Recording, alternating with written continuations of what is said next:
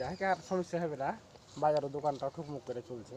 এখন সমস্যা তো অলরেডি হয়ে গেছে, বুঝেন, এই সমস্যা হবে না। সমস্যা হয়ে গেছে, আমি যে 1 কোটি টাকা দিতে চেয়েছি 1 কোটি টাকা আমি দিয়েছি আপনাকে। এখন এখানে তো আর আপনি যদি রেগুলার প্রতি বুধবার করে কিছু কিছু করে দিতেন তারপর তো হয়তো, আপনি তো ধরাই দিচ্ছেন না। বুধবার গেলে 500 করে দিবেন বা 1000 দিবেন, বুঝতে পেরেছি, কিন্তু আমার ওই দেওয়ার সামর্থ্য ছিল না এতদিন। আপনি গত মাসে আমারটা সময় নিলেন, লম্বা একটা সময় নিলেন, যে গত মাসে আপনাকে 20 তারিখে ফোন দিলাম, আপনি বললেন ভাই 10 তারিখ, তাহলে আপনি বলেন আপনাকে আমি সময় দিলাম যে ঠিক আছে আপনি 10 তারিখেই আমাকে দিয়েন, কিন্তু 10 তারিখে আমি 5000 টাকা নেবো আপনার কাছে, কিন্তু আপনি টাকা 10 তারিখ না, আপনাকে আমি 11 তারিখ ফোন দিলাম, আপনি বলতেছেন ভাই আরও 4-5 দিন লাগবে। এটা হয়? দেখেন এখানে মাটি বেশি হারায়, এখানে আর ওখানটা মাটি বেঁচে দিয়েছি, এতে 1 কোটি টাকা লাগবে, বাইরে থেকে 1 কোটি টাকা সংগ্রহ করছি, আপনাকে আমি দিয়েছি 1 কোটি টাকা, সমস্যা নাই।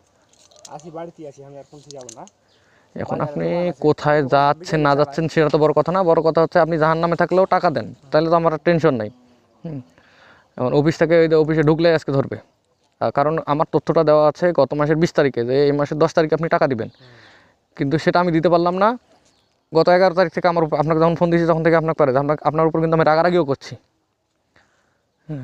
এবং হচ্ছে এটাও শুনলাম যে আপনি আদার্স যে এনজিওগুলোর টাকা নেওয়া ছিল সবগুলো পরিশোধ করছেন, যেভাবে হোক পরিশোধ করছেন।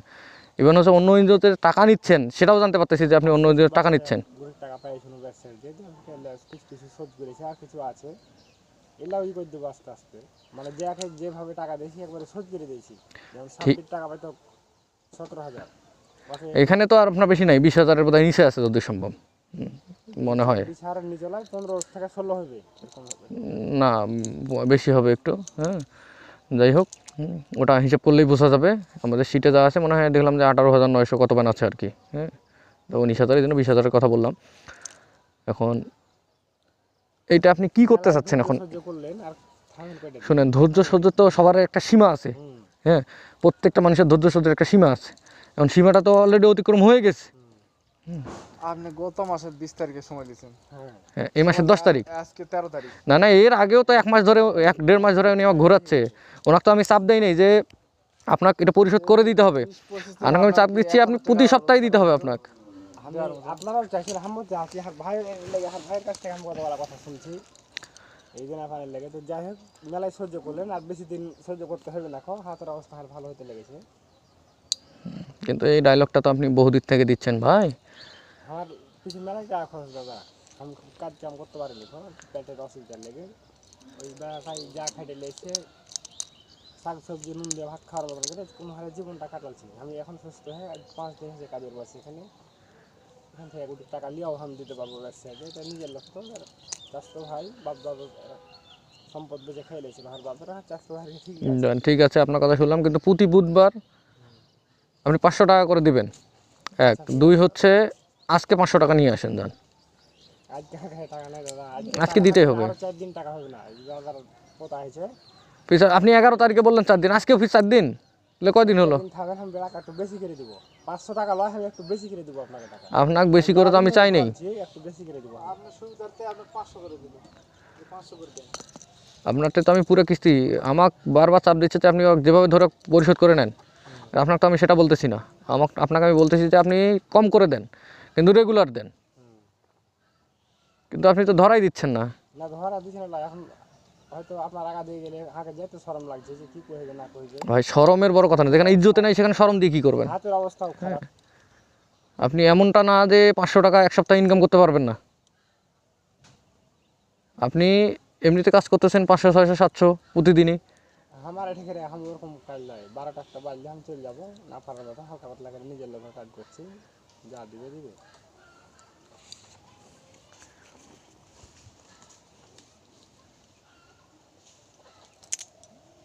এগুলা লোক কি বলি,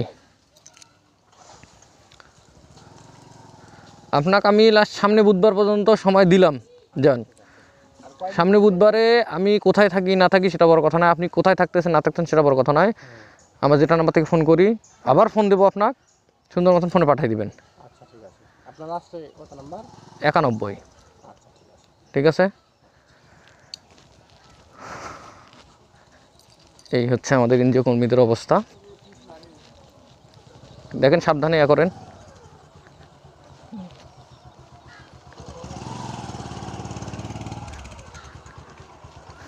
এটা হচ্ছে 2000 মেবি 23 সালে বিতরণ, মানে 23 সালের সদস্য। তো এটার কাহিনী হচ্ছে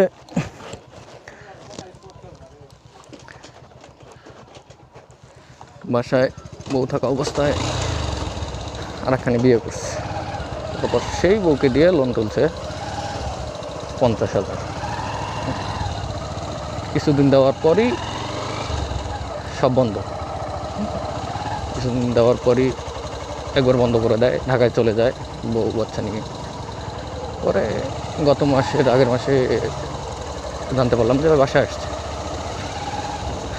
তো ম্যানেজারকে জানাইলাম, বলতেছে ভাই যেভাবে হোক হোক ধরেন, টাকাটা উঠাই নেন।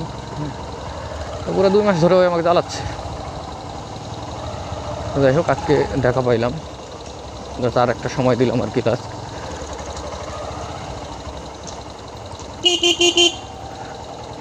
এই ওদিক দিয়ে বের হওয়া যাবে চাচি? ওদিক দিয়ে বের হওয়া যাবে? মহিলা বাজার যাওয়া যাবে ওইদিক দিয়ে? সেটা বলতেছি।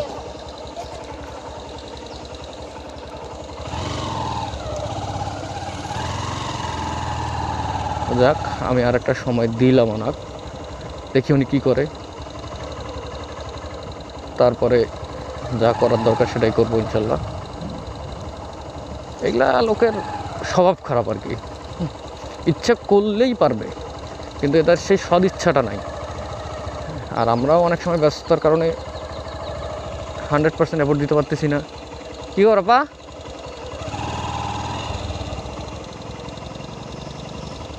আপনি যে চিনতেই পারতেছেন না গো, কোথায়? আচ্ছা সমস্যা নাই, আপনার কাছে আমি আসিও নাই, সামনের সপ্তাহে মিস করেন না। হ্যাঁ, এটা আর এক সদস্য।